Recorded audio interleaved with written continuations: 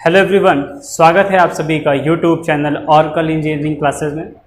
दोस्तों, आज हम लोग का टॉपिक है एसी सर्किट, जिसमें हम लोग पढ़ रहे थे पावर फैक्टर के बारे में।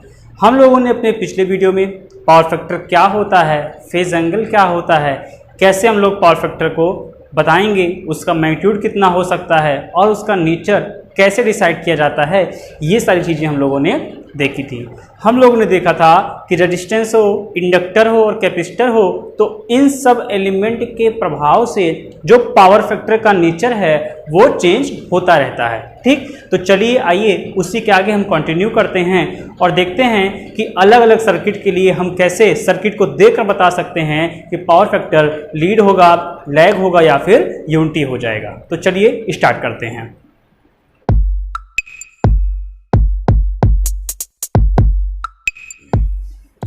तो देखिए स्टूडेंट, अभी तक हम लोगों ने पढ़ा था क्या कि अगर हम लोग के पास प्योर रेजिस्टिव सर्किट हो जिसमें केवल क्या लगा हो, रेजिस्टेंस। एक हम लोग के पास थी क्या, pure inductive circuit. Pure inductive मतलब केवल उसमें इंडक्टर लगा हो। और थर्ड हम लोग मान लेते हैं एक सर्किट हम लोग के पास है प्योर कैपेसिटिव। प्योर कैपेसिटिव मतलब जिसमें केवल कैपेसिटर लगा होगा।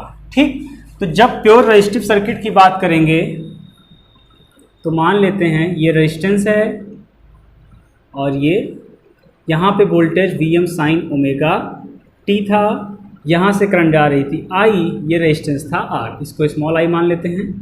ठीक, तो हम लोगों ने यहाँ पे बोला था कि जो I का मैग्नीट्यूड होगा वो क्या होगा, Im साइन ओमेगा टी। मतलब ये साइन ओमेगा टी वोल्टेज भी है और करंट भी किस में है, साइन ओमेगा टी में है। इसका सीधा सा मतलब है कि इन दोनों के बीच में जो फेज एंगल हम लोगों ने पढ़ा था, फेज एंगल क्या था, रिजल्टेंट वोल्टेज और रिजल्टेंट करंट के बीच का एंगल फेज एंगल था। तो इसमें कुछ भी नहीं दिख रहा है तो हम बोलेंगे कि जो फेज एंगल फाई वो कितना डिग्री का है, 0 डिग्री का है।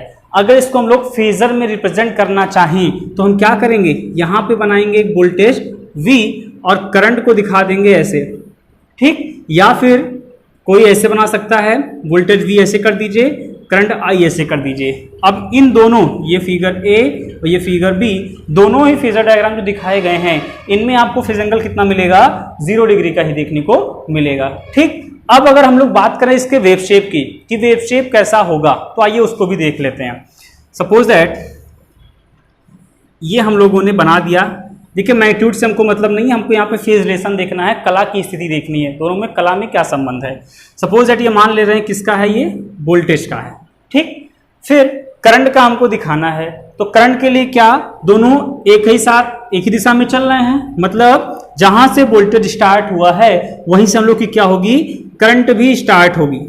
ये देखिए, मैग्नीट्यूड कुछ भी हो सकता है, ये हो गई करंट। तो जैसे जैसे वोल्टेज यहाँ से 0 से स्टार्ट हुआ तो करंट भी 0 से स्टार्ट हुई। ठीक, ये पाई पे आके खत्म हुआ वोल्टेज तो करंट भी पाई पे आके खत्म हो जा रही है। इसका सीधा सा मतलब है कि वोल्टेज और करंट दोनों की फेज पोजीशन क्या है, सेम टू सेम है, मतलब इनके बीच में कोई भी एंगल नहीं है, जिसका मतलब फेज एंगल कितना हो गया, 0 डिग्री हो गया। तो यहाँ से अगर आपसे कहा जाए कि पावर फैक्टर लिखिए तो हम बोल सकते हैं पावर फैक्टर की वैल्यू कितनी आएगी, 1 आ जाएगी।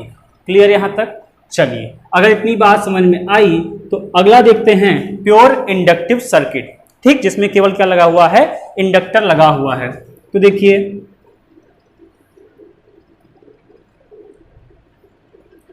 ये मान लिया इंडक्टर, इसमें क्या है, एक्सेल है, यहाँ पे वोल्टेज प्रोवाइड किया गया, सप्लाई दी गई है Vm साइन ओमेगा टी की, यहाँ से करंट जा रही है I।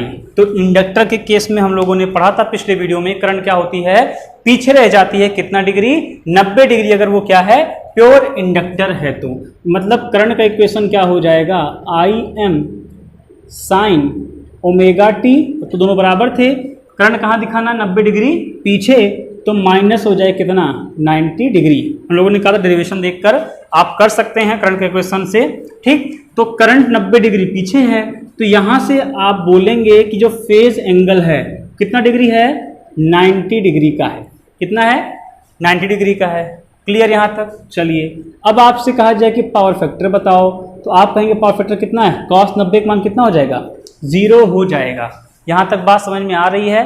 ठीक, चलिए अब लेकिन ये 0 है, यहां पे 1 था, कोई बात नहीं, दोनों क्या थे? साथ साथ थे। लेकिन यहां पे दिख रहा है वोल्टेज और करंट क्या है, कितने डिग्री पर है? 90 डिग्री पर है। इसका मतलब है कोई एक आगे होगा, कोई एक क्या होगा? पीछे होगा। और हम लोगों ने पढ़ा है, हम जब भी पावर फैक्टर बताना होगा किसको रेफरेंस लेंगे? करंट को रेफरेंस लेकर बताएंगे। करंट कहां है? आगे है तो लीड हो जाएगी, करंट अगर पीछे है तो क्या हो जाएगा? लैग हो जाएगा। क्लियर? तो इसका मतलब है यहां पे दिख रहा है करंट -90 डिग्री है, मतलब धारा क्या है? वोल्टेज से 90 डिग्री पीछे है। बात समझ में आ रही है? मतलब अगर फेजर बनाए तो ये हो गया आपका करंट। ठीक, दो तरीके से बना देखेंगे, एक बार वोल्टेज को लेंगे, एक बार करंट को लेंगे। करंट बन गई। ठीक, अब हमको दिखाना है करंट क्या है? पीछे है, वोल्टेज क्या है? आगे है। चलिए थोड़ा सा ये कॉम्प्लिकेटेड है, पहले सिंपल समझते हैं। मान लिया वोल्टेज को रेफरेंस ले लिए, दोनों बना के देखेंगे। वोल्टेज को ले लिए, अब वोल्टेज बन गया, वोल्टेज से करंट कहां पर है? 90 डिग्री। और कैसे होगी? इंडक्टर है तो करंट क्या होगी? पीछे होगी, मतलब लैगिंग नेचर का आएगा। अब लैगिंग कैसे बनाएंगे? हम लोगों ने पढ़ा था फेजर कैसे चलेगा? हमेशा एंटी क्लॉकवाइज फेजर हम लोग का रोटेट करेगा। ठीक है, तो फेजर जब 90 डिग्री पर है तो करंट पीछे तभी होगी।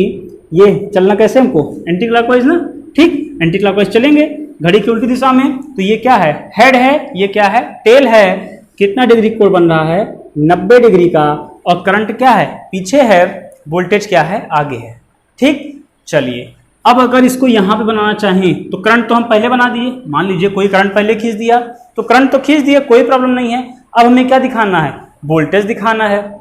तो भैया ये बताइए, अगर करंट 90 डिग्री पीछे है तो इसका सीधा सा मतलब क्या है कि वोल्टेज क्या होगा? 90 डिग्री आगे होगा। भाई दो लोग हैं, एक लोग अगर पीछे, दूसरे लोग क्या होंगे? उससे आगे होंगे, सीधी सी बात है। तो अगर आप करंट को बना दिए हो, ठीक, तो अब वोल्टेज कहां दिखाना? इससे 90 डिग्री दिखाना हमको आगे। चलना कैसे है? एंटी क्लॉकवाइज चलना है। क्या ऐसे बनाएंगे? नहीं, गलत हो जाएगा। क्यों गलत होगा? देख लेते हैं। चलेंगे कैसे? एंटी क्लॉकवाइज चलेंगे। हेड कहां है? करंट के पास है, तो हेड मतलब आगे। सर कहां है? आगे है। किसके पास है? करंट के पास है। करंट क्या है? आगे है। मतलब ये क्या सही है? नहीं, गलत है। क्योंकि इंडक्टर में क्या होता है? करंट पीछे होती है। मतलब ये वाला हम नहीं बनाएंगे, ये हम लोग के लिए क्या है? गलत है। ठीक, ऐसे बनाएंगे। वी चलेंगे कैसे? Anti clockwise. कितना डिग्री? 90 डिग्री। अब देखिए क्या सही है? जी हाँ सही है। करंट कहाँ है? पीछे है। किससे? वोल्टेज से। कितना डिग्री? 90 डिग्री। क्लियर यहां तक? चलिए, तो ये 0 लिखेंगे और क्या लिखेंगे? लैग। लैग का मतलब क्या है? पश्चगामी है, करंट पीछे रह जा रही है। हमेशा फेजर डायग्राम में पावर फैक्टर डिसाइड होगा करंट को देखकर, चाहे वो सीरीज सर्किट हो चाहे वो पैरेलल सर्किट हो। ये पॉइंट आप दिमाग में हमेशा रखिएगा। ठीक, वोल्टेज आगे है, ठीक है, कोई बात नहीं, लेकिन जब आप कहेगा नहीं पावर फैक्टर में बताओ क्या होगा, तो आप लीड नहीं बोलोगे। वोल्टेज तो आगे, लेकिन हमें देखना क्या है? करंट देखना है। हमेशा हम करंट को देखकर बताएंगे कि आगे है करंट की पीछे है। ठीक, चलिए अब अगर इसका हम वेव शेप खींचना चाहें तो देख लेते हैं क्या होगा। वोल्टेज बना दीजिए, सिमेट्रिकल वेव भी बनेगी, ये टाइम है। ये बना दिए क्या? वोल्टेज। ठीक, अब अगर आपको बनाना है करंट, करंट क्या है? 90 डिग्री पीछे है, मतलब होगा क्या? ये हम लोग का होगा 0, ये होगा पाई, आगे 2 पाई, और यहीं कहीं बीच में क्या आएगा? π/2। क्या आएगा? π/2, मतलब 90 डिग्री होगा। अब करंट 90 डिग्री पीछे है, मतलब क्या हुआ इसका? हम लोगों ने समझा था प्रैक्टिकली कि 90 डिग्री क्या है? बाद में पीछे पीछे दौड़ रही है। कितनी डिग्री दौड़ रही है पीछे? 90 डिग्री पीछे दौड़ रही है। मतलब वोल्टेज चलने लगा। जब वोल्टेज 90 पहुंच गया तब करंट चलना स्टार्ट हो रही है। मतलब यहां 90 डिग्री से आपकी करंट स्टार्ट होगी। ये किसका हो जाएगा? करंट के लिए हो जाएगा। बात समझ में आई इतनी?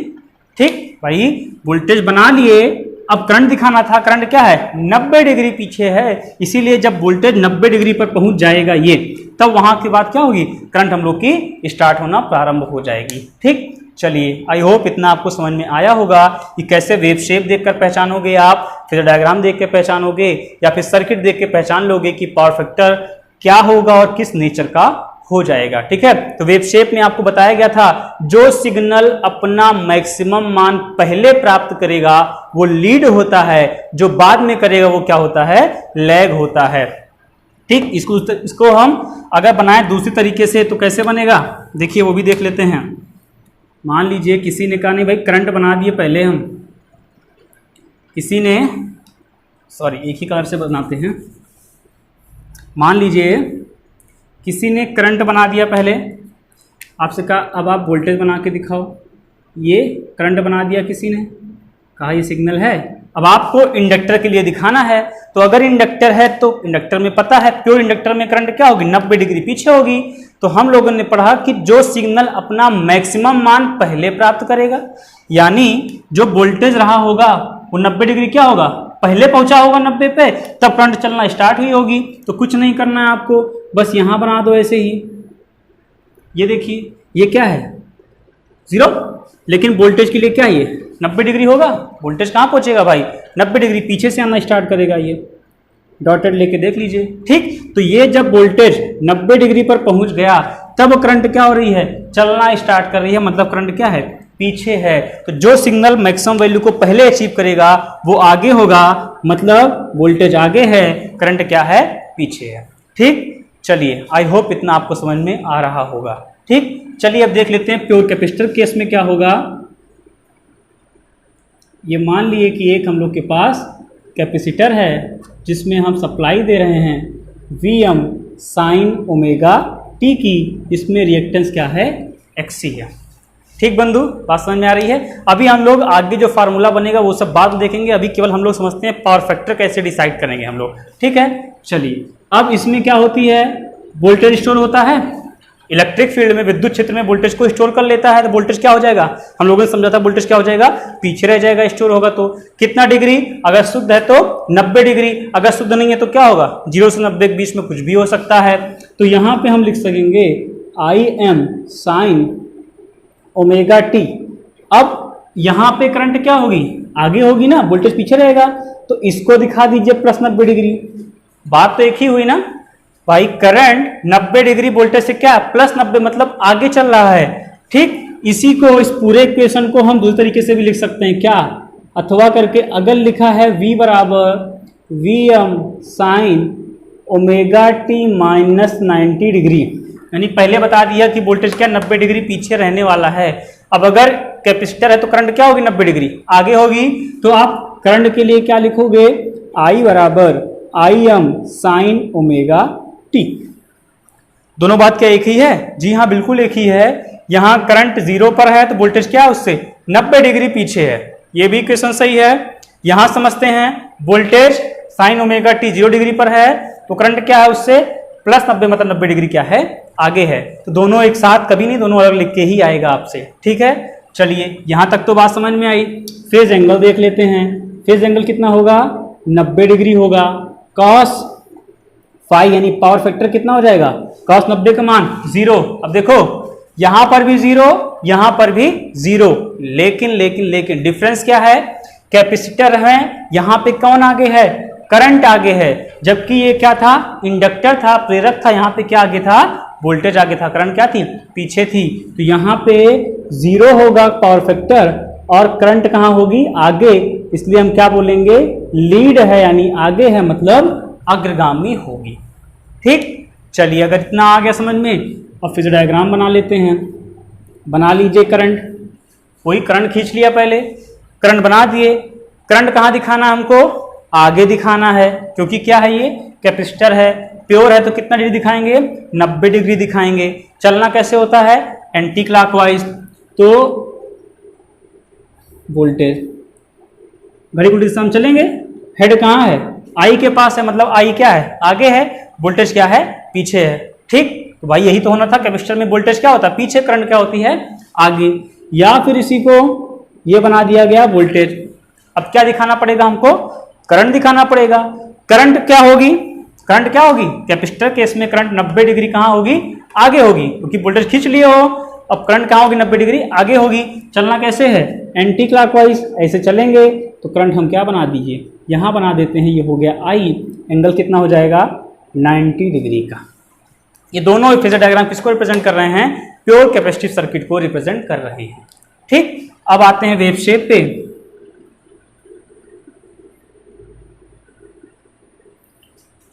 क्या हो गया, मान लेते हैं ये वोल्टेज हो गया, वोल्टेज हो गया। अब आपको दिखाना है करंट, वोल्टेज बना लिए, क्या दिखाना है, करंट दिखाना है। तो जब करंट दिखाना है तो वोल्टेज तो बन गया, अब करंट कहाँ होगी, करंट 90 डिग्री आगे होगी, करंट 90 डिग्री आगे होगी। तो जो सिग्नल अपने मैक्सिमम वैल्यू को पहले अचीव करेगा वो क्या होगा, आगे होगा। मतलब करंट को हम कहाँ दिखाएंगे, यहां से ऐसे ही दिखा देंगे, यही तो होगा ना भाई। करंट क्या है 90 पे, जिस समय वोल्टेज क्या था 0 था, उस समय करंट क्या थी, मैक्सिमम थी, ये आई, और ये ऐसे घूम के ऐसे ही निकल जाएगा, ठीक। या फिर इसी को कोई आया और उसने उल्टा बना दिया, उसने कहा नहीं हम तो पहले करंट को दिखाएंगे। किसी ने अगर करंट बना दिया पहले, किसका हो गया ये, करंट के लिए आई हो गया। अब आपको दिखाना क्या है, वोल्टेज, तो वोल्टेज क्या होगा 90 डिग्री पीछे होगा ना। करंट अगर आपने बना लिया है तो वोल्टेज कहाँ होगा, 90 डिग्री पीछे होगा। इसका मतलब है कि करंट अपने जब 90 पर पहुंच चुकी होगी तब वोल्टेज क्या होगा, चलना स्टार्ट होगा। तो इसका मतलब है कि ये यहां से आप दिखा देंगे किसकी लाइन, वोल्टेज की लाइन या वोल्टेज का वेव शेप, ठीक। देखो एक ही चीज आ रहा है नहीं आ रहा है, जब ये 90 पर था उस समय वोल्टेज क्या था 0, जब करंट 90 पे वोल्टेज क्या है 0, ठीक, एक ही बात है। तो ये सभी आपका वेव शेप, पावर फैक्टर का फेजर डायग्राम और पावर फैक्टर की वैल्यू कैसे आप डिसाइड करोगे, ये हम लोगों ने देखी किसमें, प्योर रेजिस्टिव, प्योर इंडक्टिव और प्योर कैपेसिटिव सर्किट के लिए, ठीक। चलिए इसका स्क्रीनशॉट लीजिए, फिर थोड़ा सा आगे पढ़ते हैं और समझते हैं आगे की चीजें। अगर अब हम लोग को फेजर डायग्राम दिया जाएगा तो हम ये बता सकते हैं कि वो कैसी सर्किट होगी, उसका बिहेवियर कैसा होगा। चलिए देख लेते हैं। सपोज दैट हम लोग में बन के आ गया ऐसा कुछ, ये बना दिया वोल्टेज, ये बना दिया करंट, एंगल बना दिया कितने डिग्री का, 90 डिग्री का। और पूछ लिया बताइए सर्किट का व्यवहार कैसा होगा, प्योर रेजिस्टिव होगी कि प्योर इंडक्टिव होगी कि प्योर कैपेसिटिव होगी या फिर D all of the above. तो कुछ भी दे दिया तो आप तुरंत देख के बता सकते हो ना। चलना कैसे है, एंटी क्लॉकवाइज, चलना कैसे, एंटी क्लॉकवाइज, एंटी क्लॉकवाइज चले, क्या दिखा, करंट आगे दिखी, हेड कहाँ है, आई के पास है, यानी करंट कहाँ है, आगे है, किससे, वोल्टेज से, कितना डिग्री, 90 डिग्री। अब आप तुरंत सोचिए करंट किस में आगे होता है, तो करंट आगे होने के लिए मतलब क्या है, वोल्टेज पीछे है। वोल्टेज कहाँ पीछे होता है, जहाँ वोल्टेज क्या होगा, स्टोर होगा। किस में स्टोर होता है वोल्टेज, इंडक्टर में कि कैपेसिटर में, तो कैपेसिटर में स्टोर होता है। इसका मतलब ये क्या है, प्योर कैपेसिटिव सर्किट हो जाएगी। तो ऐसे ही आसान सी चीजें हैं, आपको वेव शेप देकर कुछ भी देकर पूछ सकता है क्वेश्चंस कि बताइए परिपथ का व्यवहार क्या होगा। तो ये तो रही बात अगर प्योर है तब, लेकिन अगर मान लीजिए प्योर नहीं है तब के केस में क्या होगा, आइए वो भी हम देख लेते हैं, ठीक। चलिए एक सर्किट बनाई हम लोगों ने, सप्लाई उसमें दे दिए V, ये हो गया इसके क्रॉस वोल्टेज VL, सॉरी अभी XL इसको मान लेते हैं, ये रेजिस्टेंस है R, ठीक। यहाँ पे करंट जाएगी क्या, I, वोल्टेज हमने लगाया क्या, Vm sine omega T, Vm sine omega T, ठीक। ये यहाँ वोल्टेज मान लिए VL, यहाँ वोल्टेज क्या मान लिए VR। बोलो यहाँ तक क्लियर है भाई। कोई सर्किट है, रेजिस्टेंस और इंडक्टर लगा हुआ है उसमें। अब क्या ये प्योर रेजिस्टिव सर्किट है, नहीं। क्या ये प्योर इंडक्टिव सर्किट है, नहीं। ये कंबाइंड सर्किट है जिसमें रेजिस्टेंस और इंडक्टर क्या हुआ है, मिला हुआ है। किस क्रम में, श्रेणी क्रम में जोड़कर लगाया गया है। अब आपसे पूछ लिया बताओ पावर फैक्टर का नेचर कैसा होगा, यहां से आप नेचर बता सकते हो। कॉस फाई का नेचर कैसा होगा, लीड होगा कि लैग होगा कि यूनिटी होगा या फिर कांट डिसाइडेड, ज्ञात नहीं किया जा सकता, कांट डिटरमाइन। बताइए। अब प्योर तो है नहीं, प्योर होता तो हम बता देते देखकर। अगर इंडक्टर होता तो क्या होता, लैग होता। कैपेसिटर में क्या होता, लीड होता। रेजिस्टेंस में क्या होता, यूनिटी हो जाता। यहाँ पे क्या होगा ये समझ लेते हैं, ठीक। अब देखिए इसीलिए स्टेप बाय स्टेप बढ़ रहे हैं हम लोग आगे।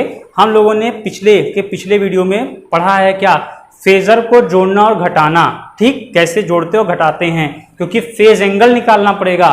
फेज एंगल क्या होता है, परिणामी वोल्टेज और परिणामी धारा के बीच बनने वाला कोण।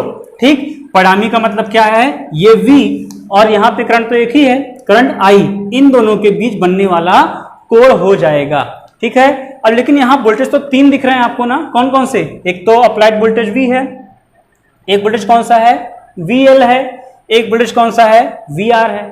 हमको बताना क्या है, रिजल्टेंट वोल्टेज रिजल्टेंट करंट के बीच का एंगल।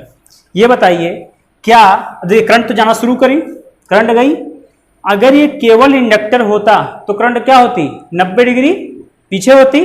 ठीक है, अगर ये केवल रेजिस्टेंस होता तो करंट क्या होती, आगे पीछे होती, नहीं, साथ साथ चलती, एंगल कितना होता, 0 डिग्री का हो जाता।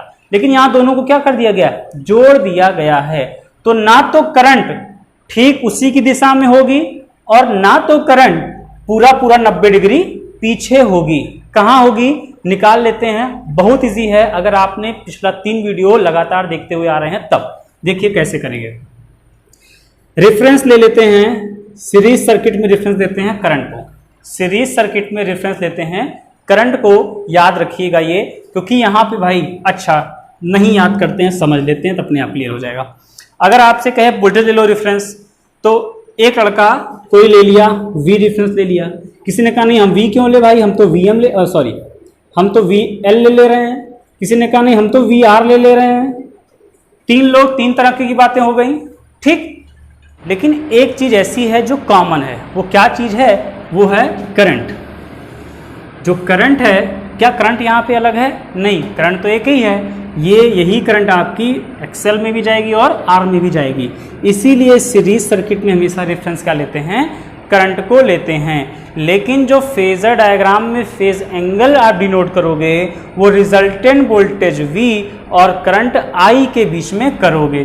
लेकिन यहाँ कितने वोल्टेज हैं, 3 हैं। तो अगर आप KVL के नियम से देखो, किरचॉफ वोल्टेज लॉ से देखो, तो क्या मिलेगा आपको, V इज इक्वल टू, भाई ये V कहाँ कहाँ जा रहा है, VL plus VR, VL plus VR, बोलो। लेकिन ये क्या है, AC है, इसलिए किस में होगा, वेक्टर में हो जाएगा। यहाँ तक बात समझ में आ रही है। तो हमको ये V कब मिलेगा, जब VL और VR को हम क्या करेंगे, जोड़ देंगे, फेजर एडिशन कर दिया जाएगा। फेजर एडिशन कैसे करना हम लोगों ने अपने पिछले वीडियो में देखा है ये सब चीजें। ठीक है, तो ये करंट बन गई। अब ये करंट गई किसके पास पहुंची, अभी हम समझ लेते हैं, अकेले अकेले समझते हैं। तो सबसे पहले अकेले में कौन है, इंडक्टर है। इंडक्टर भाई साहब के पास पहुंची, तो इंडक्टर ने कहा नहीं हम तो क्या करेंगे, करंट को स्टोर करेंगे, 90 डिग्री तुमको पीछे कर देंगे। तो करंट 90 डिग्री पीछे होगी, यानी वोल्टेज क्या होगा, 90 डिग्री आगे होगा। कौन सा वोल्टेज आगे होगा, कौन सा आगे होगा, V की VL। तो इंडक्टर के अक्रॉस जो वोल्टेज है ना, कौन सा वोल्टेज यहाँ पे, VL। ध्यान दीजिएगा, जब प्योर सर्किट थी, ये VL इसके अक्रॉस था, यहाँ पे हम माने थे क्या है, V। तो V जितना है वो सब क्या है, VL के बराबर ही तो होगा। तो वहां पे आपको देखने की आवश्यकता ही नहीं थी, लेकिन यहाँ पे आपको देखना पड़ेगा, यानी इंडक्टर के क्रॉस का जो वोल्टेज होगा वही 90 डिग्री पीछे होगा, और वो कौन सा है, VL है, सॉरी आगे होगा 90 डिग्री। तो VL क्या होगा, 90 डिग्री लीड कर जाएगा, किससे, करंट I से। थोड़ा सा बड़ा कर देते हैं, करंट I से। क्लियर यहां तक, चलिए अब फिर करंट आगे पहुंची और किसके पास पहुंच गई, रेजिस्टेंस भाई साहब के पास पहुंची। रेजिस्टेंस ने कहा ना तो हम तुमको पीछे करेंगे ना आगे करेंगे, तुम साथ साथ चले जाओ वोल्टेज के। ठीक, अब कौन सा वोल्टेज, जो रेजिस्टेंस के अक्रॉस वोल्टेज होगा। तो रेजिस्टेंस के अक्रॉस वोल्टेज क्या है, VR है। तो VR और I के बीच का एंगल कितना होगा, 0 डिग्री का होगा। हम लोग पीछे पढ़ चुके हैं, तो क्या बना दें, यहां पे ऐसे बना देना VR। ठीक, अब VL और VR को जोड़ेंगे तो क्या मिलेगा, V। जोड़ना कैसे हम लोगों ने पढ़ा है पिछले वीडियो में। तो VL से क्या करेंगे, VR के समांतर, और VR से क्या करेंगे, VL के समांतर। जहां पे ये कट करेगा वही होगा वोल्टेज क्या, V, वही होगा वोल्टेज V। इसी हमें क्या बताना है कि नेचर कैसा होगा, नेचर कैसा होगा, लीड होगा, लैग होगा, यूनिटी होगा, क्या होगा। ठीक है, तो नेचर बताने के लिए हमें क्या देखना पड़ेगा, वोल्टेज और करंट के बीच का एंगल देखना पड़ेगा। यानी वोल्टेज अगर आगे है सॉरी, अगर करंट आगे है तो लीड होगा, करंट पीछे है तो क्या होगा, लैग होगा, क्योंकि देखना क्या हमको, करंट ही देखना है। तो इसको समझने के लिए हम थोड़ा सा अलग बना लेते हैं। ये क्या है, करंट है और रिजल्टेंट वोल्टेज V ऐसे है, हम मान लेते हैं कुछ एंगल, क्या फेज एंगल मानते थे फाई, ये मान लेते हैं क्या है, फाई है। ठीक, नेचर बताना है, चलेंगे कैसे, एंटी क्लॉकवाइज। हेड किसके पास है, वोल्टेज के पास, टेल किसके पास है, करंट के पास। कौन आगे है, वोल्टेज, तो पीछे कौन होगा, करंट। देखोगे किसको, करंट को देखोगे, बताओगे क्या कि करंट पीछे है किससे, वोल्टेज से, कितना डिग्री, 5 डिग्री पीछे है। ठीक, यानी नेचर कैसा हो जाएगा, लैग हो जाएगा। कैसा हो जाएगा, लैगिंग नेचर का हो जाएगा। आई होप ये समझ में आया होगा। अगर आप पिछला 3 वीडियो देखते हुए आ रहे हो तो आपको बिल्कुल भी प्रॉब्लम नहीं होगी इसमें। ठीक है, चलिए अब इसका बना लेते हैं हम लोग क्या, वेव शेप। हमने बना दिया वोल्टेज, बना दिया 0 से पाई, पाई से 2 पाई, ये किसकी लाइन है, वोल्टेज की। तो हम लोगों ने पढ़ा है कि जो आपका आगे होगा, जो अपने मैक्सिमम वैल्यू को पहले पहुंचेगा वही क्या होगा, आगे होगा। तो वोल्टेज तो बना दिए, वोल्टेज से करंट क्या है, 5 डिग्री पीछे है, यानी करंट क्या होगी, 5 डिग्री बाद स्टार्ट होगी। अगर केवल इंडक्टर होता तो करंट क्या होती, 90 डिग्री बाद स्टार्ट होती, लेकिन यहां खाली इंडक्टर तो है नहीं, उसके साथ क्या है, रेजिस्टेंस भी लगा हुआ है, तो इसलिए कुछ डिग्री पर स्टार्ट होगी। तो वो डिग्री क्या है, फाई है एंगल, तो ये हम मान लेते यही क्या था, फाई था, तो हम लोग की करंट क्या है, 5 डिग्री बाद स्टार्ट होगी। ठीक है, अब देखो मैक्सिमम वैल्यू कौन पहले पहुंच रहा है, वोल्टेज से करंट, वोल्टेज पहुंच रहा है, इसलिए आगे कौन होगा, वोल्टेज आगे होगा, करंट क्या होगी, पीछे होगी, कितना डिग्री होगी, 5 डिग्री होगी। ठीक है, फाई का मान 0 से लेकर 90 बीच में कुछ भी हो सकता है, वो एक्सेल और आर के मान पर डिपेंड करेगा, वो सब हम अपने आने वाले वीडियोस में देखेंगे। ये बात समझ में आई। तो इसका ये क्या है, इस सर्किट का वेव शेप है, और ये क्या उसका फेजर डायग्राम है। ठीक, तो काफी इजी है, अगर आप समझने का टेक्निकल समझिए, ठीक है, लॉजिकल समझेंगे तो क्या बहुत आसान है। रेजिस्टेंस ने चाहा कि उसको सेम दिशा में, सेम फेज में ले आए, 0 डिग्री का एंगल ले आए। इंडक्टर ने चाहा उसको 90 डिग्री पीछे कर दे करंट को, लेकिन किसी की बात नहीं पूरी हुई। बात किसकी पूरी हो गई, दोनों को मिलाकर ना तो उसी की दिशा में पहुंचा, ना तो 90 डिग्री पहुंचा, बल्कि दोनों के बीच में कहीं आ गया, तो वो हो गया 5 डिग्री पर आ गया। ठीक है, चलिए, यानी अगर इसको हम समरअप करें, यदि सर्किट हम लोगों ने पढ़ी है तो कुछ इस प्रकार से हमको मिलेगा कि अगर हम लोग के पास प्योर रेजिस्टिव सर्किट है, ठीक, तो यहाँ पे हम लिखते हैं पीएफ, पावर फैक्टर की वैल्यू क्या होगी और उसका नेचर क्या होगा, दोनों चीज लिखते हैं, लीड लैग यूनिटी क्या होगा। प्योर रेजिस्टिव में यूनिटी मिलेगा आपको, उसमें क्या मिलेगा, यूनिटी मिलेगा, क्योंकि कोई एंगल है ही नहीं, दोनों क्या होंगे, साथ साथ चलेंगे, 0 आएगा, cos 0 का मान क्या हो जाएगा, 1 हो जाएगा। अगर हम बात करें प्योर इंडक्टर सर्किट की, तो इंडक्टर में क्या स्टोर होती है, करंट स्टोर होती है। करंट कहाँ हो जाएगी, पीछे हो जाएगी। अकेला प्योर इंडक्टर है तो कितना डिग्री भेजेगा, 90 डिग्री भेजेगा। करंट कहाँ होगी, पीछे, मतलब नेचर कैसा होगा, लैग। cos 90 का मान कितना, 0। पावर फैक्टर कितना होगा, 0, नेचर क्या होगा, लैग। क्लियर। प्योर कैपेसिटर में आ जाते हैं, करंट कहाँ होगी, आगे होगी, वही कैपेसिटर क्या करेगा, वोल्टेज को स्टोर कर लेगा, वोल्टेज पीछे हो जाएगा, कितना डिग्री, 90 डिग्री, तो लीड लिख दिए, करंट कहाँ है, आगे है। और cos 90 की वैल्यू कितना, 0, तो 0 लिख दिए। अब अगर R और L आ जाए, प्योर नहीं है कोई भी, R और L, जैसे कि ये बना हुआ है, तो ना रेजिस्टेंस की ना इंडक्टर की, दोनों का मिला जुला के होगा, तो नेचर तो लैग होगा, नेचर तो लैग ही होगा, लेकिन पावर फैक्टर आप फिक्स बता नहीं सकते हो, वो एक्सेल और आर की वैल्यू पे डिपेंड करेगा। ठीक है, ऐसे अगर आरसी हो जाए तो आप बताओ क्या होगा, जैसे ये किए हैं सेम ऐसे ही आरसी का हो जाएगा। अब कैपेसिटर वाले भाई साहब क्या करेंगे, करंट को 90 डिग्री आगे भेज देंगे, और रेजिस्टेंस वाला क्या करेगा, ना आगे करेगा ना पीछे करेगा, तो ना रेजिस्टेंस की बात ना कैपेसिटर की बात, दोनों का मिला के होगा, और कुछ डिग्री पर, 5 डिग्री पर, और करंट कहाँ हो जाएगी, लीड हो जाएगी। करंट कहाँ हो जाएगी, लीड हो जाएगी। यानी आरसी सर्किट में पावर फैक्टर हमेशा लीडिंग होगा, आरएल सर्किट पावर फैक्टर हमेशा लैगिंग होगा, प्योर सी में लीड होगा, प्योर एल में लैग होगा, प्योर आर में यूनिटी हो जाएगा।